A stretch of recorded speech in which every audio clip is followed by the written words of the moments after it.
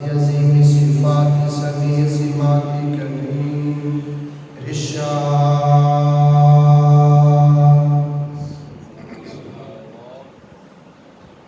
جلیل القدر اور رفیع الذکر مطاع الامر جلیل المراد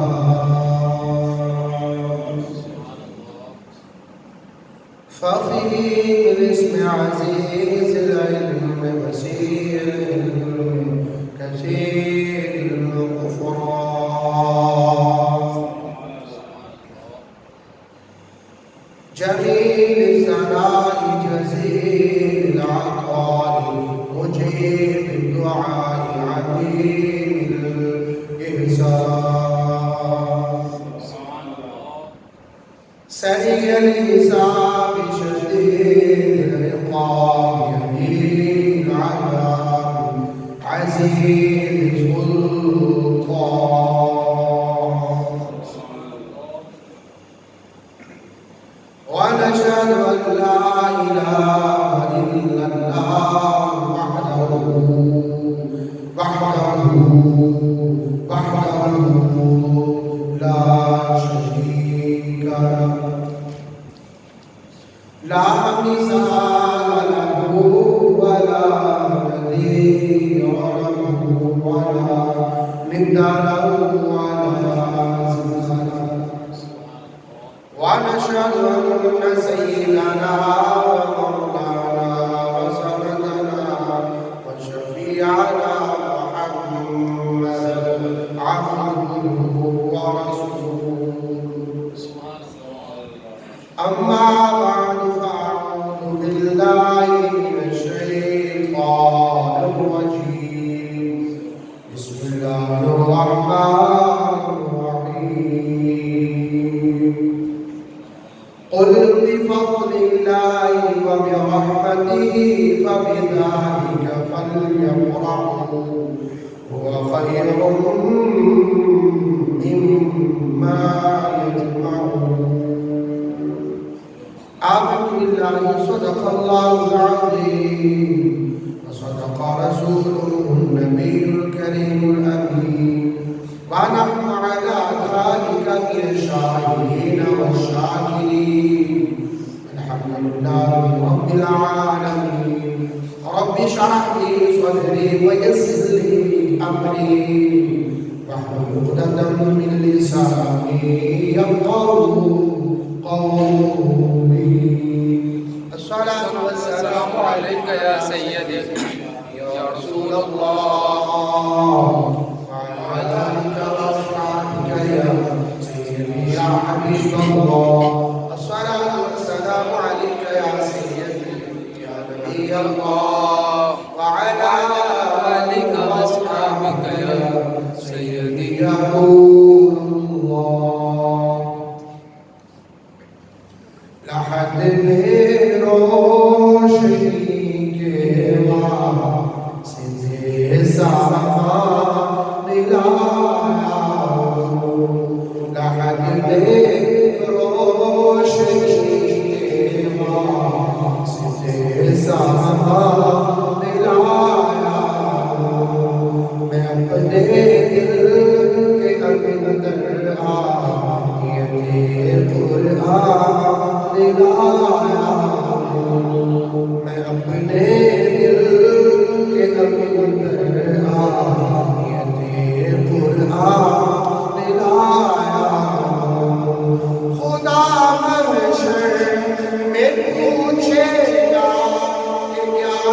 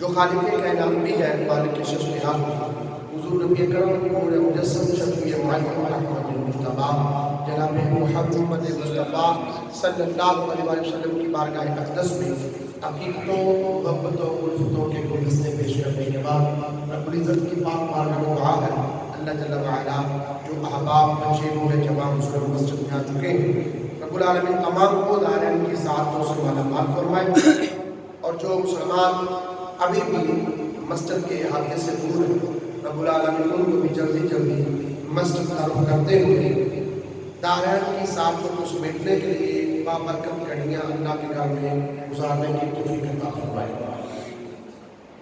عزیزم، میں نے جو آیہ مقدسہ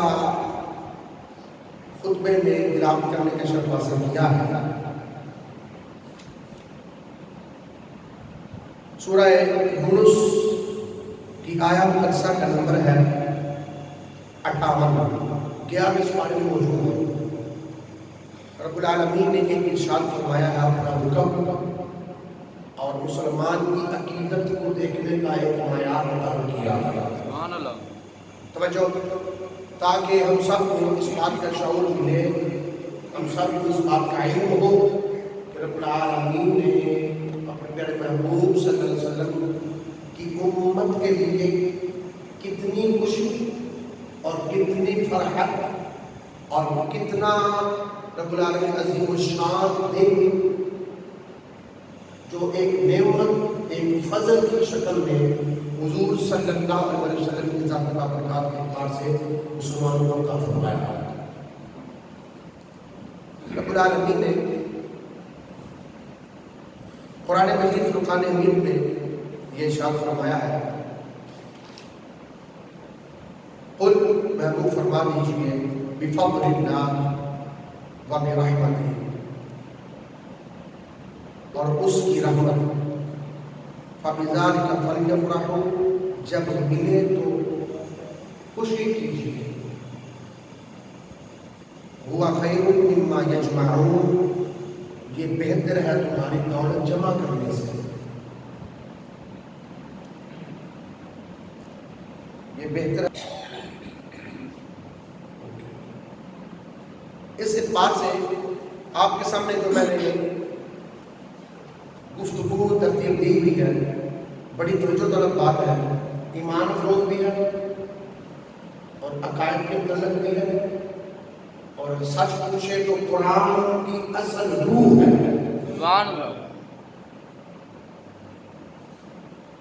رب العالمین نے فرمایا کہ محبوب صلی اللہ علیہ وسلم آپ فرما دیں گے کن کو جو قرآن پڑھنے والے ہیں، جو قرآن پاک کو مانتے ہیں، ان کے لیے فرمایا کہ ان کو فرما دیں کہ جب اللہ کا فضل ہو، اللہ کی رحمت ہو۔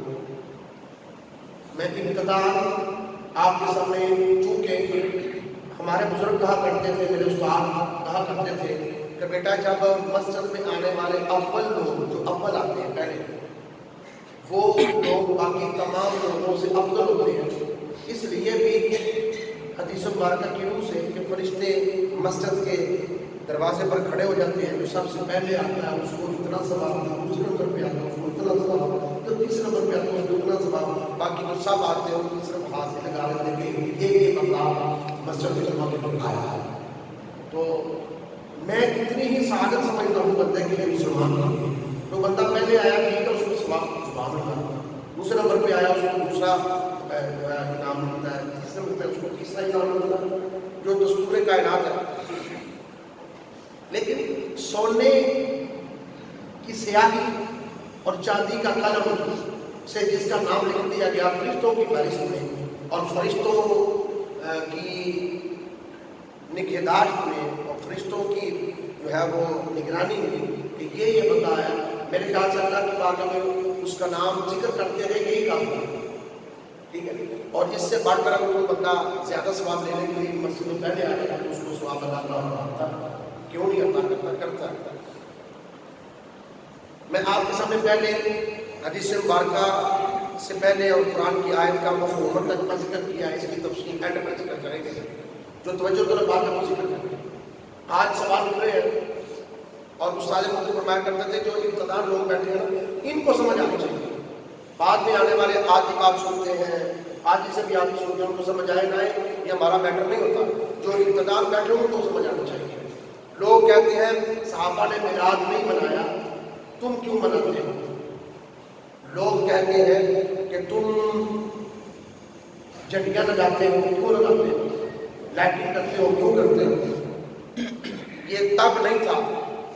ان کے لیے 2-3 سوال میں آپ کے سامنے ذکر کرتے ہوئے آگے چلتے ہیں تاکہ اگر آپ سے سوال کیا جائے یا آپ کے ازبان میں یہ خدشہ ہو کہ بھائی واقعی کام تک ٹھیک ہے کامت مدھیری سب ہو کے غلامی رسول میں موت بھی قبول ہے. آئے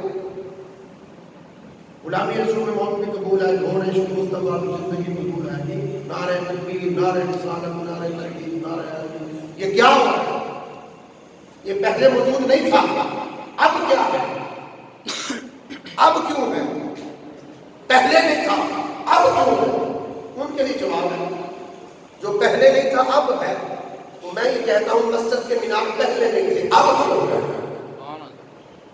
مسجد کے مینار پہلے نہیں تھے اب کیوں ہے.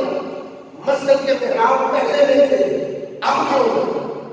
اگر تم یہی تانا زنی کرتے ہو نا کہ بھائی جو کام حضور صلی اللہ علیہ وسلم کے زمانے میں تھا اس کو سنت سمجھو, جو قرآن میں آیا اس کو فرض سمجھو. اب انہی دو باتوں کی بدولت تم خود کو مسلمان سمجھو تو بھائی ٹھیک ہے ہم یہی بات مان لیتے ہیں کوئی بات نہیں. لیکن ہم یہ بات کرتے ہیں کہ اگر اتنا بھی انسان کو پتہ چلتا ہے شعور ملتا ہے تو انسان کو پتہ چل جاتا ہے کہ اگر یہ بات ہے تو مسجد کے مینار پہلے نہیں ہوا کرتے تھے اب موجود ہے. اب تو مسجد کا مینار خوبصورت بنایا اس لیے جاتا ہے کہ دور سے دیکھ کر پتہ چلے یہ اللہ کا گھر ہے اور دور سے دیکھ کر پتہ چلے اللہ کے گھر کے ساتھ ساتھ یہ خوبصورت اللہ کا گھر ہے. ٹھیک تو یہ باتیں ذکر کرنا ضروری ہے کہ انسان کے دل میں یہ خدشہ پیدا نہ ہو کہ اس کے دل میں یہ خیال نہ آئے کہ بھائی دیکھو یہ پہلے نہیں تھا اب ہے پہلے نہیں تھا یہ ہے وہ ہے. یہ ساری باتیں ذکر کرنا ہمارے لیے ضروری ہو گیا کہ کوئی بندہ یہ نہ کہے کہ بھائی یہ کیا ہے.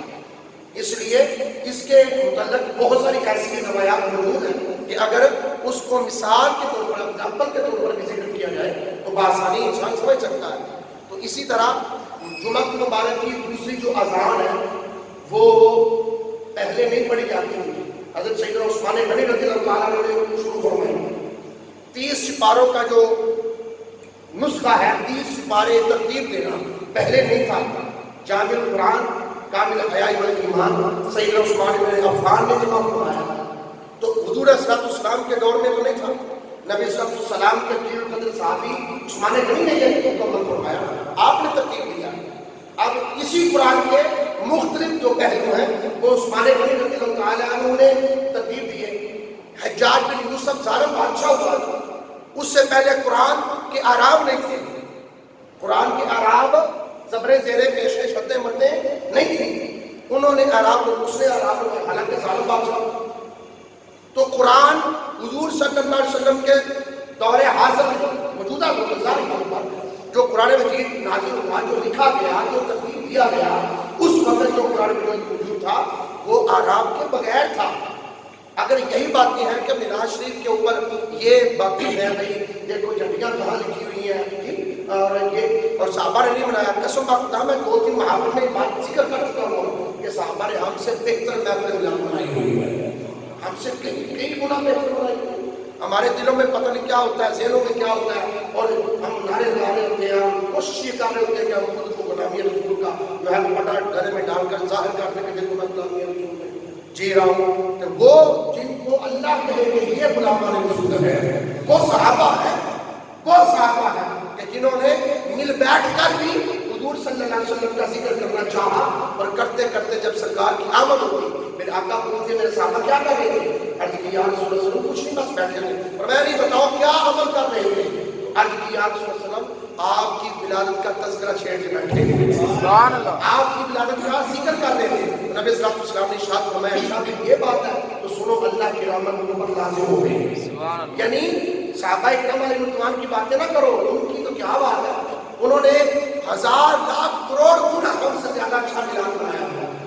ہاں یہ سہولتیں ہیں، مائک اسپیکر سہولتیں ہیں، اور یہ انداز ہے دور جدید کی جدید ٹیکنالوجی کے ساتھ جو لائٹنگ ہو جاتی ہے، چھڑیاں لگا دی جاتی ہیں۔ اللہ اکبر، مسجد کے مینار نہیں ہوا کرتے تھے، آپ بنائے جاتے ہیں، اور بڑے خوبصورت سے پریشان شوقت سے بنائے جاتے ہیں۔ محراب نہیں تھے، اب بنائے جاتے ہیں۔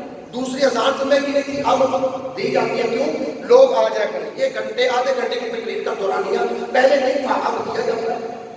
یعنی یہ سادہ سے جواب ہے، حالانکہ یہ بات قرآن مجید فرقان حمید میں جو اللہ تعالیٰ نے ابتداء جو میں نے خطبے میں پڑھی ہے، یہ بآسانی ہم اس بات سے اخذ کر سکتے ہیں، بآسانی اخذ کر سکتے ہیں۔ یعنی لمبی چوڑی تفاصیل میں جانے کی ضرورت نہیں ہے، صرف ترجمہ ہی غور سے سمجھ لیا جائے تو سمجھ آ جائے کہ اللہ تعالیٰ نے کیا فرما رہا ہے۔ یعنی میرے بات کرنے کا مقصد کیا ہے؟ مقصد صرف یہ ہے کہ ہم سب مسلمانوں کو یہ پتہ چلے، حجاج بن یوسف نے احرام لگوائے، پہلے نہیں تھے، اب لگانے کے بعد اب آپ کے میرے پڑھنے میں آسانی ہوگی، ہمارا بچہ پڑھنے کے لیے ابتداء یسر قرآن رانی کیا تھا، رحمانی کیا تھا، کیا تھا پڑھتا، تو وہ اگر ان کو احرام نہیں دیے جائیں گے، بتاؤ وہ کیسے پڑھیں گے؟ با تا سا جیم، با تا سا، تینوں کی شکل ایک ہے نا، تو اس کے اوپر نقطے ہیں، ایک کے نیچے نقطہ ہے، دو کے اوپر نقطے ہیں، وہ نقطے نہیں تھے، کیسے پڑھو گے؟ آسانی کی گئی نا، دور جدید میں جدید کے ساتھ وابستگی مل گئی تو پھر یہ سارے معاملات ہو گئے۔ تو یہ ساری باتیں کرنے کا مقصد یہ کیا کہ اس تنگ نظری میں نہ پڑھو، چھوڑ دو، جب اللہ کا فضل اور اللہ کی رحمت، قرآن یہ کہہ رہا ہے۔ سنو اب قرآن کی آیت کا ترجمہ، جو میں نے کہا تھا کہ آیت کا ترجمہ ہم رکھتے ہوئے انشاءاللہ ابتداء اس بات کو ذکر کریں گے کہ رب العالمین نے حضور صلی اللہ علیہ وآلہ وسلم کی محبت، نبی صلی اللہ علیہ وسلم کی عقیدت جو ہے وہ مسلمان کے لیے ضرور رکھی۔ فرمایا قل بفضل اللہ وبرحمتہ فبذلک فلیفرحوا ھو خیر مما یجمعون۔ اب یہ سورہ یونس کی آیت مقدسہ کا نمبر 58 اور 11 سپارہ رب العالمین ہمارا محبوب ان سے فرما دیجیے بفضل اللہ، اللہ کا جو فضل ہے، وبرحمتہ اور جو اس کی فضل رحمت ہے، جب فبذلک فلیفرحوا، جب ہو جائے تو کیا کرو؟ فلیفرحوا، خوب خوشی کیا کرو، خوب خوشی کیا کرو۔ تو جو اب خوب خوشی جو کرنا ہے وہ کس بات کی خوشی ہے؟ اللہ کے فضل کی، اللہ کے فضل، بڑی بڑی جو خوشی کرنا ہے وہ اللہ کی رحمت، بفضل اللہ فضل وبرحمتہ اور رحمت، فضل اور رحمت دونوں میں سے ایک دونوں مل جائے تو فلیفرحوا، خوشی کرو، خوب خوشی کرو۔ قرآن نے یہ کہا۔ اب آگے جو دوسرا حصہ ہے اس آیت کا وہ اس سے بھی پڑھ کر اللہ تعالیٰ نے ارشاد فرما دیا۔ پہلے تو یہ بات سمجھنی ہے کہ اللہ کا فضل کس کو کہتے ہیں اور اللہ کی رحمت کس کو کہتے ہیں۔ میں نے محفل ملاد میں ابھی بتایا، 11:30 بجے یہ بات میں کر رہا تھا تقریباً، میں نے کہا تھا کہ نبی صلی اللہ علیہ وسلم نے ارشاد فرمایا تم اللہ کی رحمت مانگتے ہو اللہ سے؟ تو صحابہ نے کہا جی یا رسول اللہ ہم مانگتے ہیں۔ تو نبی صلی اللہ علیہ وسلم نے ارشاد فرمایا تم اللہ کی رحمت جو مانگتے ہو نا اللہ سے، وہ رحمت میں ہوں۔ سبحان اللہ۔ اب وہ جو رحمت حضور صلی اللہ علیہ وسلم کی خود ذات بابرکات ہے، وہ ذات مصطفیٰ صلی اللہ علیہ وسلم ہے۔ اب بات کرنے کا مقصد یہ ہے رحمت وہ ہے اور اللہ کا فضل کیا ہے۔ اللہ کا فضل بھی ہم قرآن سے دیکھیں گے کہ اللہ کا فضل کیا ہے اور اللہ کا فضل اس کو کس طرح سے رب العالمین نے قرآن مجید میں ارشاد فرمایا ہوا ہے۔ اللہ اکبر۔ سماعت کریں اللہ کا قرآن۔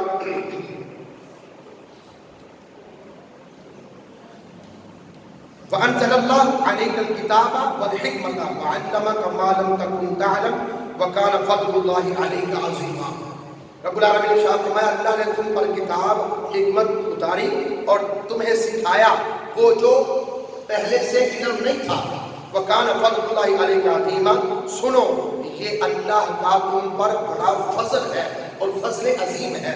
اللہ اکبر۔ یہ جو اللہ کی طرف سے فضل عظیم کا ذکر کیا گیا ہے، امام آلوسی، امام فخر الدین رازی تفسیر سورہ منصور میں یہ بتایا گیا کہ اللہ کے فضل سے مراد امام الانبیاء کے ساتھ ہے۔ میں نے تفاسیر کی کتابوں کا حوالہ دے دیا، آپ اس بات کو بھی ذکر کر لیں۔ یوٹیوب پر جو ہے وہ کتابیں بھی مل جاتی ہیں، کسی کو نہ ملے میں حاضر ہوں، میں موجود ہوں، انشاءاللہ میں بتا سکتا ہوں، دکھا سکتا ہوں۔ اللہ کے فضل سے مراد بھی نبی صلی اللہ علیہ وسلم کی ذات، رحمت سے مراد نبی صلی اللہ علیہ وسلم والسلام نے ارشاد فرمایا وہ رحمت میں ہوں، دونوں کو جمع کیا تو نبی صلی اللہ علیہ وسلم کی ذات ہی مقصود کائنات ہے۔ اب یہ بات کرتے ہوئے میں یہ کہتا ہوں کہ جب اللہ کی رحمت آئے امام الانبیاء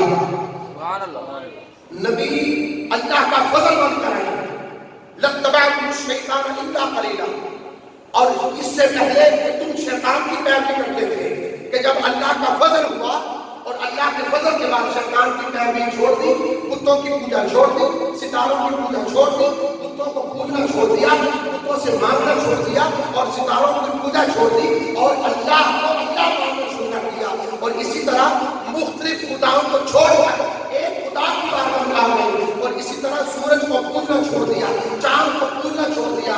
اس فضل سے پہلے تم ان تمام باطلانے خدا کی مدد مانگا کرتے تھے اور تم ان خداؤں کو پوجا کرتے تھے۔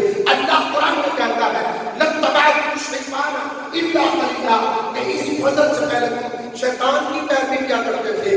اچھا پوچھا گیا کس فضل سے پہلے، تو بتایا گیا فضل مصطفیٰ صلی اللہ علیہ وسلم، کہ اللہ تعالیٰ نے اس فضل حضور علیہ السلام کی ذات بابرکات کو، اس فضل جس کو امام الانبیاء کہتے ہیں، اس فضل جو آمنہ کے نام کی ذات ہے، یہ اس فضل جو محبوبے کی بریاہ بن کر ہے، یہ فضل تو امام الانبیاء ختم المرسلین نبیوں کے سلطان نبیوں کے امام بن کر آئے، وہ فضل بن کر آئے ہیں جو لوگوں نے باطلانے خدا کو چھوڑ کر حقیقی خدا کی عبادت کرنا شروع کر دی۔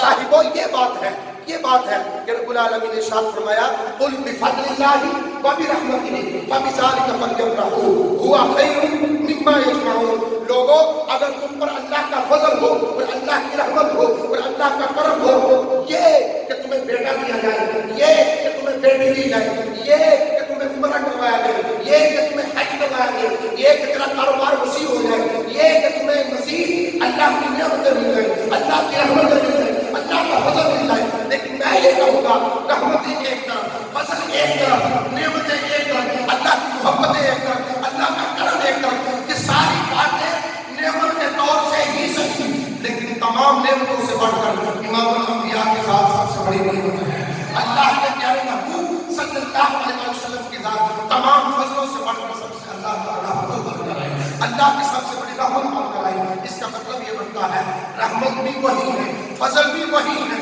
تو کیوں نہ رب العالمین کے قرآن سے ہم یہ ترجمہ اخذ کریں کہ جو رب العالمین نے فرمایا ہوا خیر مما یجمعون، جو تم جمع کر رہے ہو، جو تم جمع کر رہے ہو، کما کے جمع کر رہے ہو، یہ تمہارا جمع کرنے سے بہتر ہے کہ تم اس خوشی میں اس کو خیرات کر دو۔ قرآن کا فیصلہ ہوا خیر مما یجمعون، یہ تیرے لیے بہتر ہے کہ خوشی کرو جمع کرنے سے۔ وہ جو ملا تمہیں اللہ کے فضل سے، پیسہ ہے، دولت ہے، پراپرٹی ہے، جائیداد ہے، جو کچھ بھی ملا وہ سب کچھ جو تجھے ملا ہے وہ ٹھیک ہے جمع، لیکن جمع کرنے سے بہتر ہے کہ تم اللہ کی دی ہوئی رحمت، اللہ کے دیے ہوئے فضل پر خرچ کرو، خوشی کرو۔ اب خوشی مختلف زاویوں سے، مختلف طریقوں سے دیکھا جائے تو ہمیں بڑی ساری ایسی مثالیں موجود آتی ہیں، نظر آتی ہیں، لیکن ٹائم کی قلت کے باعث ہم آپ کے سامنے یہی باتیں ذکر کرتے ہیں کہ اگر اللہ نے اپنے پیارے محبوب صلی اللہ علیہ وسلم کی ذات کو بھیج کر اس امت پر فضل کیا ہے اور اپنا کرم فرمایا ہے کہ کوئی بندہ جہاں کہیں بھی اللہ کو یاد کرنا چاہے کر سکتا ہے کہ نہیں کر سکتا؟ کر سکتا ہے۔ وہ دیکھیں دور کہ جب کوئی بھی اللہ کی عبادت کرنا چاہتا تو صرف عبادت خانوں میں جاتا، صرف عبادت خانوں میں۔ وہ اس وقت کلیسے تھے، اس وقت گرجا گھر تھے، اس وقت خانقاہیں تھیں، بس اس تک محدود تھی اللہ کا ذکر، اللہ کی بات، اللہ کو یاد کرنا۔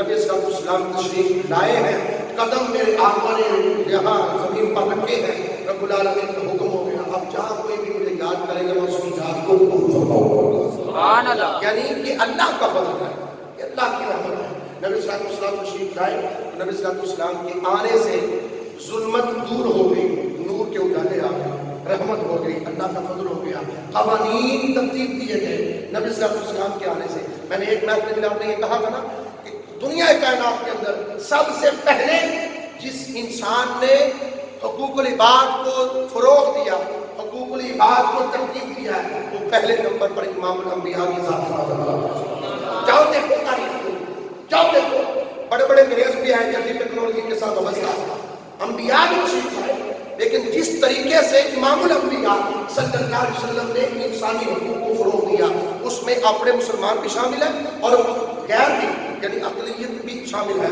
جو غیر مسلم ہے وہ بھی شامل ہے۔ جو فروغ حقوق العباد کا، انسانی حقوق کو فروغ ہمارے آقا صلی اللہ علیہ وسلم نے ترتیب دیا ہے، کسی انسان نے نہیں دیا۔ اللہ اکبر۔ میں نے وہ حوالہ بھی دیا تھا، مائیکل ایچ ہارٹ، ایک عیسائی مورخ تھا، اس نے یہ لکھا ہے کہ 100 عظیم آدمی کے نام سے اس نے ایک ٹائٹل کے طور پر کتاب لکھی۔ اس نے پہلے نمبر پر ایک عیسائی ہونے کے باوجود پہلے نمبر پر امام الانبیاء کا نام دیا ہے۔ سبحان اللہ۔ پہلے نمبر پر عیسائی ہو گیا۔ تو عیسائیوں نے پوچھا بھائی کیا بات ہے، کیا بات ہے، عیسائی ہو کر تجھے چاہیے تھا عیسیٰ علیہ السلام کو پہلے نمبر پر رکھا، تو نے محمد صلی اللہ علیہ وسلم کو پہلے نمبر پر کیوں رکھا؟ اس نے کہا قسم کا خدا، ان کا اٹھنا، ان کا بیٹھنا، ان کا کھانا، ان کا پینا، ان کا فیصلہ فرمانا، ان کا چلنا، ان کا بیٹھنا، ان کا آنا، ان کا جانا، ہر ترتیب سے، ہر طریقے سے حقوق العباد دیکھیں، حقوق اللہ دیکھیں، اپنے دیکھیں، بیگانے دیکھیں، ترتیب وائز انسانوں کو دیکھیں، جانوروں کو دیکھیں، درندوں کو دیکھیں، ان کے حقوق اور ان کے معاملات، ان کی غذا، ان کی ترتیب، ان کے انداز، ان کی زندگی، ان کی موت، ان کا رہن سہن، ان کا مسکن، ان کے طریقہ کار، ان کے ماحول اور ان کی پیدائش کے دن اور ان کے ماحول کے اعتبار سے اس ماہ مقدس میں یا اس مہینے میں فلاں جانور آتے ہیں، اس مہینے میں فلاں پرندے آتے ہیں، اس مہینے میں فلاں پودا اگتا ہے، اس مہینے میں فلاں، یہ سارے کو ترتیب دینے والے سب سے پہلے مجھے نظر آئے گا کہ امام الانبیاء سبحان اللہ۔ یہ عیسائی مورخ مائیکل ایچ ہارٹ نے لکھا ہے، 100 عظیم آدمی ٹائٹل کے طور پر وہ کتاب لکھی گئی۔ کیا وجہ ہے؟ وجہ یہی ہے لقد کان لکم فی رسول اللہ اسوۃ حسنہ، ہمارے آقا کی وہ زندگی ہے کہ جو زندگی انسان اگر سمجھ جائے، مسلمان اگر سمجھ جائے تو اس کے لیے بہترین آئیڈیل نمونہ ہے، اس کے لیے بہترین انداز ہے زندگی کا۔ خوشی کے موقع پر خوشی کا اظہار کیسے کرنا چاہیے، غم کے موقع پر غم کا اظہار کیسے کرنا چاہیے۔ وہ کہتے ہیں اللہ اکبر، وہ کہتے ہیں بھائی دیکھو خوشی بھی ہے، غم بھی ہے، کیا کریں، اور طرح طرح کی مصیبتیں بھی ہیں، آزمائشیں ہیں، امتحان ہیں، جو کچھ بھی ہے قسم با خدا شریعت اسلامیہ میں نبی صلی اللہ علیہ وسلم کی ذات کا برکات سے سب کچھ ملتا ہے۔ کوئی بندہ غور کرنے والا تو ہوگا، کوئی فکر کرنے والا تو ہو، کوئی توجہ تو کرے کہ قرآن ہمیں کیا دینا چاہتا ہے، حضور صلی اللہ علیہ وسلم کا فرمان ہمیں کیا دینا چاہتا ہے۔ لیکن کیا بات ہے، اللہ اکبر، مسلمان پتہ نہیں کس کس چکر میں پڑا ہوا، وہ کہتا ہے یہ جائز ہے کہ نہیں جائز، وہ فلاں جائز ہے کہ نہیں جائز، جائز نہیں جائز کو چھوڑو، دیکھو ایمان کی اصل جان کون ہے، سبحان اللہ، ایمان کی اصل جان کون ہے، ایمان کس کو کہتے ہیں؟ نماز کا نام ایمان ہے؟ منافق میرے آقا کے پیچھے نماز پڑھا کرتے تھے، تو جو ہے منافق ہمارے نبی کے پیچھے، امام الانبیاء کے پیچھے نماز پڑھا کرتے تھے۔ اگر نماز ہی ایمان ہوتا تو ان کو منافق کیوں کہا گیا؟ تو جو ہے اللہ، اگر قرآن ہی اصل ایمان ہے تو منافقین نے قرآن بھی سکھا ہوا تھا۔ آج ایسا ہم 6 کرنے کچھ سنا دے تو جو ہے گا، ہاں جی سنا دے، فلانا بندہ میرا دوست ہے، مذہب کی یہ صحیح ہے، ایک کرنے سنا دے 6 4 تو جو ہے اللہ کو، تو یہ باتیں ایمان نہیں، ایمان کے درجات کو بلند ضرور کرتی ہیں، اس سے درجہ بدرجہ مسلمان بلند ضرور ہوتا ہے، لیکن ایمان کی اصل جان یہ نہیں، ایمان کی اصل جان محبت مصطفیٰ ہے۔ یاد رکھنا، دنیا کائنات میں قرآن کو جس بھی اینگل سے دیکھو گے، جاؤ، یہ چیلنج ہے قرآن کا، یہ چیلنج ہے اللہ تعالیٰ کا کہ قرآن کو جس اینگل سے بھی دیکھو گے آپ یہی ترجمہ کرو گے، والتین والزیتون، اللہ زیتون کی بھی قسم کھاتا ہے، تین کی بھی قسم اٹھاتا ہے، سبحان اللہ۔ کیوں بھائی کیوں؟ اس لیے کہ میرے آقا نے پسند فرمایا، سبحان اللہ۔ جس بھی اینگل سے قرآن کا ترجمہ کرو گے نا، جس بھی اینگل سے قرآن کا ترجمہ کرو گے تو علم نشرح لک صدرک کا ترجمہ یہی نکلے گا، سبحان اللہ، یہی نکلے گا کہ اے محبوب آپ کے علم نشرح سینے کی قسم ہے۔ جی میں یہ کہہ رہا ہوں، قرآن کو جس بھی اینگل سے دیکھو گے نا تو ایمان کی جان مصطفیٰ کریم صلی اللہ علیہ وسلم کی ذات کی نظر آئے گی۔ جی، اور اب اگر یہ کہا جائے دیکھو جی میلاد النبی منا رہے ہو، میلاد شریف کر رہے ہو، عرس منا رہے ہو، عرس پہ جا رہے ہو، آ رہے ہو، یہ سارے معاملات چھوڑو، دیکھو ایمان کس کو کہتے ہیں۔ صحابہ اکرام علیہ رضوان کی جماعت کو جب بڑی سراغ رسائی سے جب دیکھا گیا نا، سراغ رسائی سے، اس نے جا کر کفار مکہ سے کہا تھا، اس بندے نے جا کر کہا تھا، وہ کافرو تم مسلمانوں نے لڑنا چاہتے ہو؟ انہوں نے کہا ہاں۔ تھی دسو ہوں وہ کھانے کھانے کس لیے اتنا مسلمان آ رہے ہیں؟ انہوں نے کہا کی ہوا؟ انہوں نے کہا یہ تو جنگ دے راجناتر سنگھ طرف تیار ہو جائیے۔ انہوں نے کہا جی تیار ہونا ہے نا تو تسی تیار ہو کے تو انہوں واسطے تیار کوئی نہیں، تیار ہو کے بھی انہوں واسطے تسی تیار ہے کوئی نہیں۔ انہوں نے کہا کی گل ہے؟ اسی بادشاہ وہاں سے خود سردار احمد کے ساڑی چلتی ہے، ساڑی حکومت ہے۔ انہوں نے کہا نہیں نہیں، جو میں ویٹ آیا ہوں نا تسی سیدھے لفظ کہ تسی ایک بار پھر چاہ پاؤ تو نہیں انہوں نے مقابلہ کر سکتے۔ انہوں نے کہا کی گل ہے؟ انہوں نے کہا گل یہ ہے جے میں کہاں تو جنگ سے آ رہے ہیں تسی انہوں کا مقابلہ نہیں کر سکتے، اور حالانکہ وہ جنگ واسطے نہیں آئے، حالانکہ وہ جنگ واسطے نہیں آئے، لیکن اگر جنگ واسطے ہوتے تو تسی انہوں کا مقابلہ نہیں کر سکتے۔ انہوں نے کہا کی وجہ؟ انہوں نے کہا میں نے کیا محمد عربی صلی اللہ علیہ وسلم کو وضو کرتے ہیں، سبحان اللہ، وضو کرتے ہیں دیکھا۔ جب وضو کرتے میں نے دیکھا تو نبی صلی اللہ علیہ وسلم کا مستعمل پانی، وضو کا مستعمل پانی، ہمارے نبی کا مستعمل پانی وضو کا، جو میرے آقا نے ہاتھ دھوئے تو وہ پانی مستعمل زمین پر نہیں گرا، کسی صحابی کی ہتھیلی پر گرا، سبحان اللہ۔ وہ مستعمل پانی جو میرے آقا نے کلی کے طور پر باہر انڈیلا، وہ پانی نیچے زمین پر نہیں گرا، وہ کسی صحابی کے ہاتھ ہتھیلی پر گرا۔ میرے آقا صلی اللہ علیہ وسلم نے اپنی ناک میں پانی چڑھایا، وہ پانی نیچے زمین پر نہیں گرا، وہ کسی صحابی کی ہتھیلی پر گرا۔ انہوں نے پکڑ کر اپنے ہاتھوں کو چہرے پر ملا، جسم پر ملا، اور جس کا ہاتھ وہاں تک نہیں پہنچ سکا اس نے جس کا ہاتھ پہنچ گیا اس کے ہاتھ کے ساتھ مس کر دیا۔ اللہ اکبر۔ یہ دیکھو محبت مصطفیٰ، یہ دیکھو اس کا مصطفیٰ، اس کو ایمان جان کرتے ہیں، اس کو ایمان کہتے ہیں، اس کو ایمان کہتے ہیں، اس کو ایمان کہتے ہیں۔ وہ مستعمل پانی، وضو کا مستعمل پانی زمین کے اوپر گرنے نہ دے۔ بتاؤ تم ان مسلمانوں کا مقابلہ کر سکتے ہو جو محمد عربی صلی اللہ علیہ وسلم کا مستعمل پانی زمین پر گرنے نہیں دیتے؟ وہ خون کیسے برداشت کریں گے؟ سبحان اللہ۔ دیکھو یہ ایمان کی جان ہے، یہ ایمان کی جان۔ بیگانہ کہہ رہا ہے کسی مسلمانوں نے لڑ نہیں سکتے کیونکہ ان کے دل کے اندر محبت مصطفیٰ اجاگر ہے، ان کے دل میں محبت مصطفیٰ صلی اللہ علیہ وسلم اجاگر ہے۔ تو صاحبوں، کوئی بندہ نماز کو معیار مقرر کرے تو اس کا اپنا دین ہے، کوئی قرآن کو معیار مقرر کرے تو اس کا اپنا دین ہے۔ ہاں اس سے مدد ضرور مل سکتی ہے کہ کیا کیا کرنا چاہیے۔ اگر کوئی معیار مقرر کرے تو معیار دار والوں سے ملے گا یا گھر والوں سے ملے گا؟ نبی صلی اللہ علیہ وسلم کے یا گھر والوں سے ملے گا، صحابہ کرام علیہ رضوان، یا گھر والوں سے اہل بیت کے بہار سے ملے گا؟ اللہ اکبر۔ اس لیے کوئی بندہ اس کو معیار مقرر نہ کرے کہ دیکھو بھائی حج ایسے کرنا چاہیے، آج میں یہ زیارت کوئی نہیں ہے، یہ زیارت کوئی نہیں ہے، یہ کوئی نہیں ہے، عمرے میں یہ زیارت کوئی نہیں ہے۔ اللہ اکبر۔ یہ تو اپنی عقل سے سمجھے گا، ہاں یہ تو اپنی عقل کے سمجھے ہیں۔ جس کا عقل کا معیار یہ ہوگا کہ بھئی دیکھو مکے جا کے عمرہ پورا ہے، حج پورا ہے، اللہ اکبر، تو میں یہ کہتا ہوں کہ وہ سعادت مند بننا نہیں چاہتا کہ جو گلیاں وہ جس میں امام الانبیاء چلتے پھرتے تھے، میرے آقا چلا پھرا کرتے تھے، ان گلیوں میں وہ جانا نہیں چاہتا، تو اس کے اپنے بھی کرتے ہیں۔ ہم کیا کہیں؟